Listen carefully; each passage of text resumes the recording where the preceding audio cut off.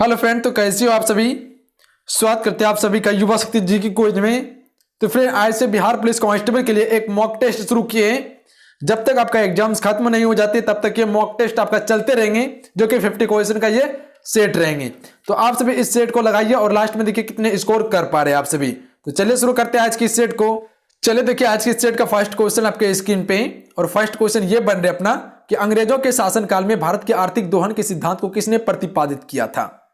चलिए question number first के लिए आप सभी राइट आंसर कीजिएगा। बिल्कुल ये सेट तब तक चलते रहेंगे जब तक आपका एग्जाम प्रॉपर तरीके से खत्म नहीं हो जाता है।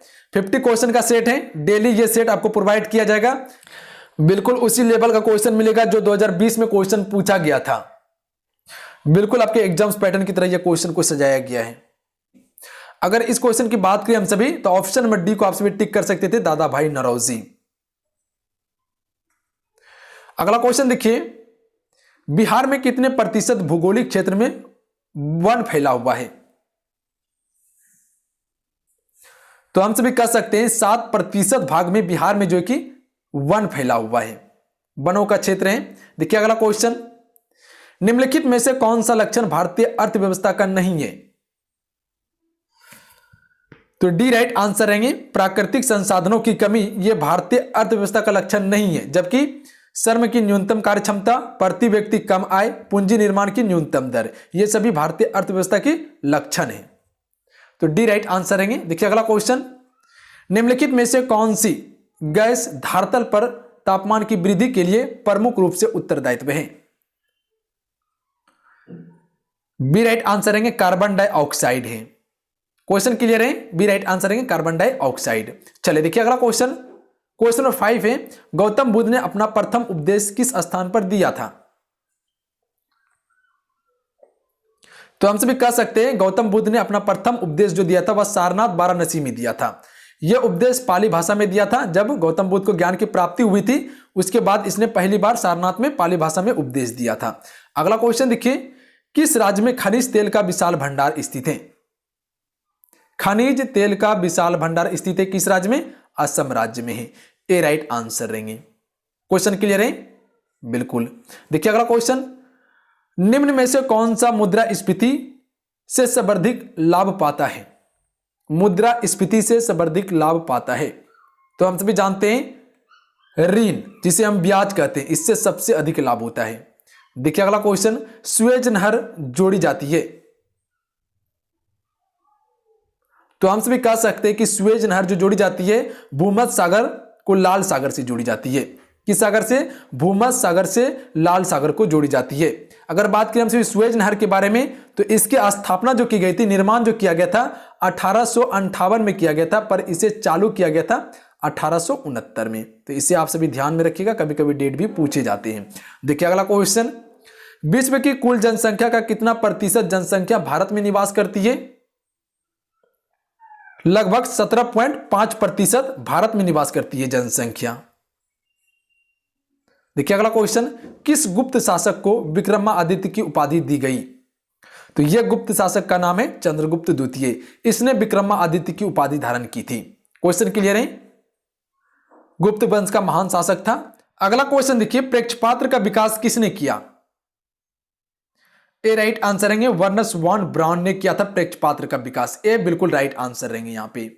देखिए अगला क्वेश्चन, पुराणों का अध्ययन करने वाला प्रथम मुसलमान कौन था।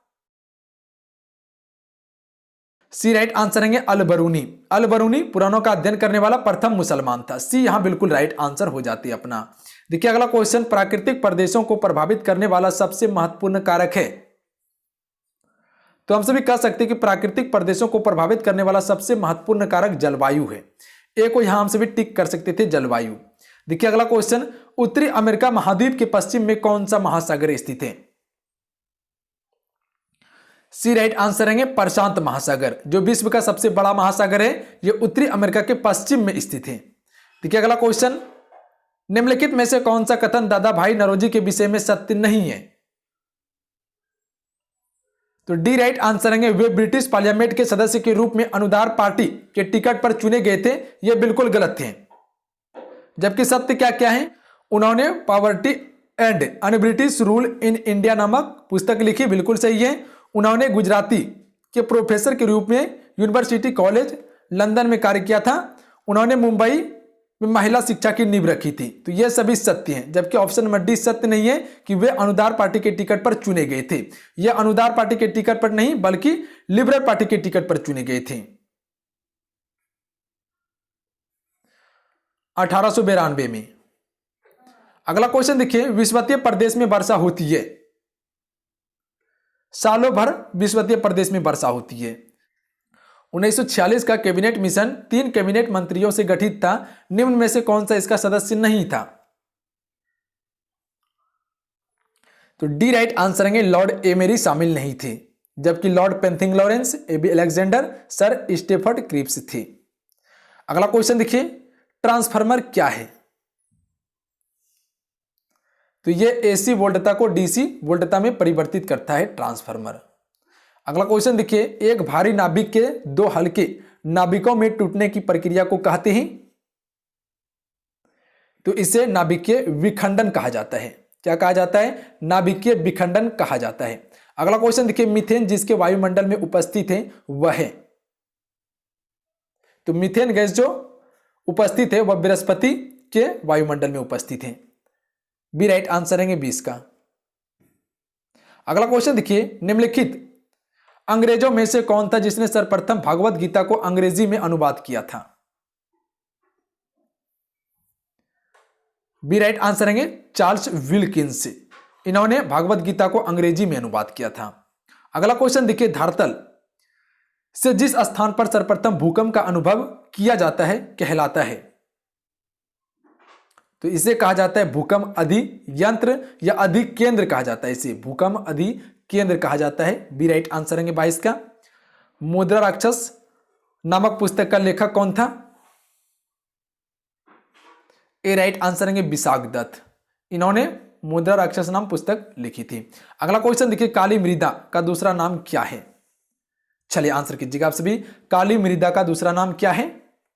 रेंगूर मृदा कहते हैं इसे। क्या कहते हैं? रेंगूर मृदा कहते हैं इसे। अगला क्वेश्चन देखिए, सिंधु घाटी सभ्यता के लोगों का धर्म प्रमुखता किस पर आधारित था?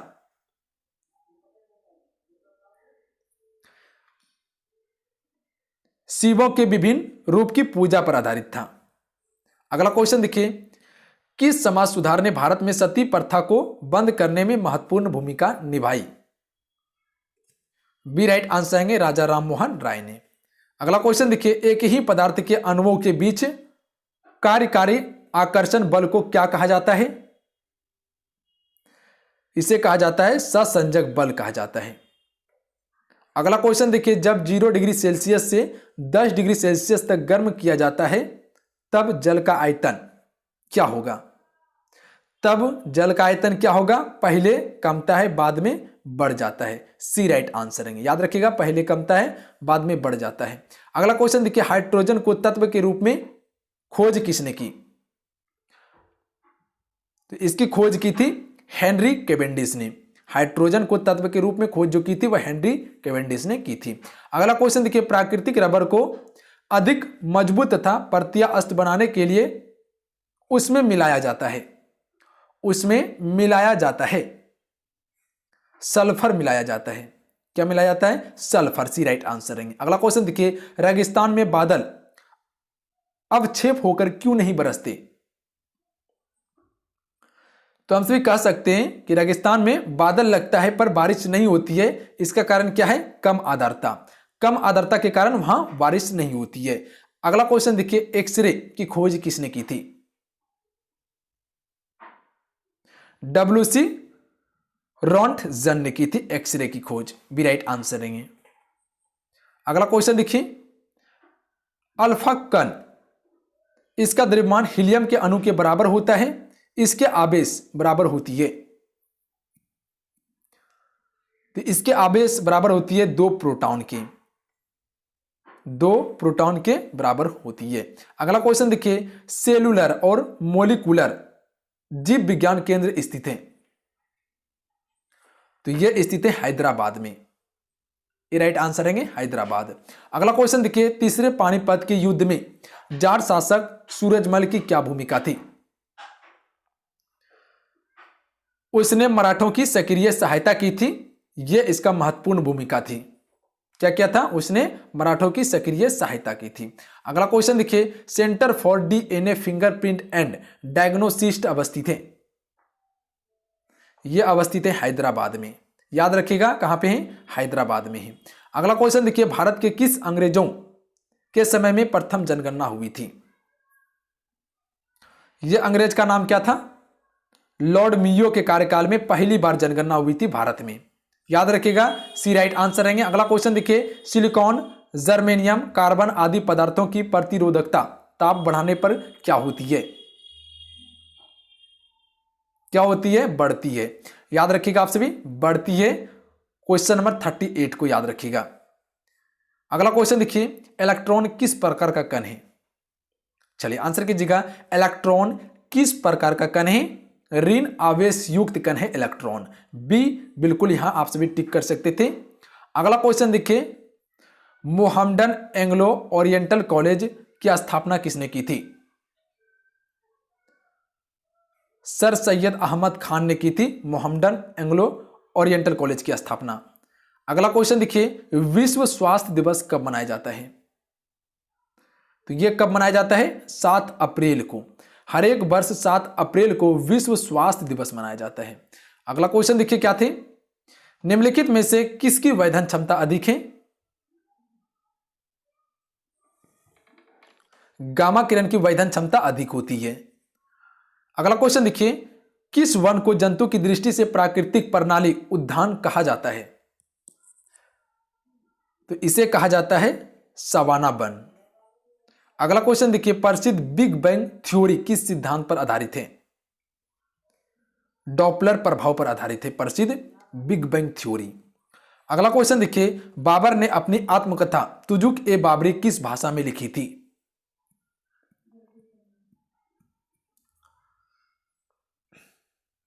तुर्की भाषा में लिखी थी तुजुक ए बाबरी। बाबर और जहांगीर ये दोनों ने अपनी आत्मकथा खुद से लिखी थी, याद रखिएगा आप सभी। अगला क्वेश्चन देखिए, जीवाश्म का आयु का निर्धारण किसके द्वारा होता है? तो यह होता है रेडियो कार्बन डेटिंग से। जीवाश्म का आयु का निर्धारण जो होता है वह रेडियो कार्बन डेटिंग विधि के द्वारा किया जाता है। ए राइट आंसर रहेंगे। देखिए अगला क्वेश्चन, राष्ट्रीय विज्ञान एवं प्रौद्योगिकी की स्थापना कब हुई थी? तो इसकी स्थापना की गई थी 15 अक्टूबर 1990 को। क्लियर है क्वेश्चन? बी राइट आंसर रहेंगे। अगला क्वेश्चन देखिए, निम्नलिखित में से कौन सा दिन अंतर्राष्ट्रीय विकलांग दिवस के रूप में मनाया जाता है? तो यह मनाया जाता है 3 दिसंबर को। हर एक वर्ष 3 दिसंबर को अंतर्राष्ट्रीय विकलांग दिवस के रूप में मनाया जाता है। अगला क्वेश्चन देखिए, विकासवाद का सिद्धांत किसने दिया था? चार्ल्स डार्विन ने। चार्ल्स डार्विन ने विकासवाद का सिद्धांत दिया था। बी राइट आंसर रहेंगे, चार्ल्स डार्विन। अगला क्वेश्चन देखिए, निम्नलिखित में से कौन सी पर्वत श्रृंखला सबसे लंबी है? इनमें से कौन सी पर्वत श्रृंखला सबसे लंबी है? एंडीज पर्वत। यह पर्वत श्रृंखला सबसे लंबी है। डी राइट आंसर रहेंगे। लास्ट क्वेश्चन है जिसका आंसर आपको नीचे कमेंट बॉक्स में बताना है, विटामिन ए की कमी से कौन सा रोग होता है? 4 ऑप्शन आपके स्क्रीन पे दिए हुए, 4 ऑप्शन में आपको अपना आंसर नीचे कमेंट बॉक्स में लगाना है। बताइएगा इस क्वेश्चन के लिए राइट आंसर क्या हो जाएंगे। तो चलिए आज के लिए इतना ही। आज की सेट में हम सभी 50 क्वेश्चन को कवर किए। आज का ये सेट कैसा लगा आप सभी को नीचे कमेंट बॉक्स में जरूर बताइएगा। अगर आज का ये सेट अच्छा लगा, हेल्पफुल लगा, तो आप इस वीडियो को लाइक कीजिएगा और अपने दोस्तों में जरूर शेयर कीजिएगा। आप सभी, हमें उम्मीद है कि आप सभी इसे शेयर जरूर कीजिएगा। आप भी युवा शक्ति जी के कुछ परिवार का सदस्य हैं, तो आप सभी जिस प्रकार से इस चैनल को प्यार दे रहे उसी प्रकार से अपना प्यार बनाए रखिएगा और अपनी तैयारी को आप सभी जारी रखिएगा। तैयारी यहां आपको प्रॉपर तरीके से करवाया जाएगा। ये मॉक टेस्ट शुरू किए हैं, जब तक आपका एग्जाम्स खत्म नहीं हो जाता है तब तक ये मॉक टेस्ट आपको मिलते रहेंगे आपके एग्जाम्स पैटर्न के हिसाब से। आने वाला समय में क्वेश्चन का लेवल बढ़ाते चलेंगे, लो से हाई तक चलेंगे हम सभी। तो ये अभी शुरुआत किए हैं। तो चलिए, जो भी चैनल से नहीं जुड़े वैसे भी चैनल से जुड़ जाइए। नीचे का सब्सक्राइब बटन दिया उसे दबा के सब्सक्राइब कर लीजिएगा और घंटी को प्रेस कर लीजिएगा आप सभी। और जो भी टेलीग्राम ग्रुप से ज्वाइन नहीं किए वैसे भी टेलीग्राम ग्रुप से ज्वाइन कर लीजिएगा। लिंक नीचे डिस्क्रिप्शन में दे दिया, अन्यथा आप युवा शक्ति बिहार सर्च करके जुड़ सकते हैं टेलीग्राम ग्रुप से।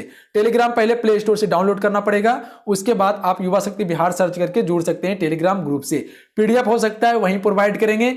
अगर डेली क्लास का नोटिफिकेशन टाइम पे पाना चाहते हैं तो आप सभी टेलीग्राम ग्रुप को ज्वाइन कर लीजिएगा। तो चलिए मिलते हैं। जय हिंद, वंदे मातरम।